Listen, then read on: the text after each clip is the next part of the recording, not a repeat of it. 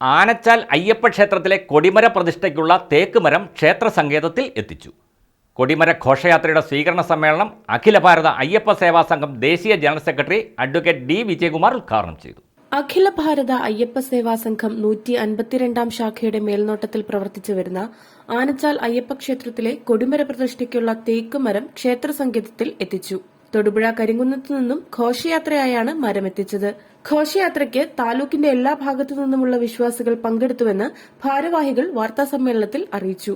വാർത്താസമ്മേളനത്തിൽ secretary Pradeep G Nair, vice president Raveendran Nair, treasurer Sukumaran Nair എന്നിവർ പങ്കെടുത്തു. News bureau, Idukki. മോളെ, നിന്റെ കൂട്ടുകാരി വന്നില്ലേ? അവള് ചെന്നൈന്ന് വരണ്ടേ അമ്മേ?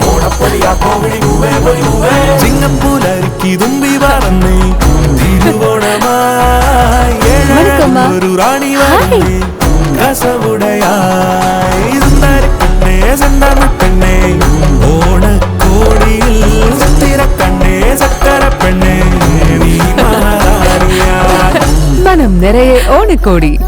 മഹാറാണി വെഡിംഗ് കളക്ഷൻസ്, തൊടുപുഴ.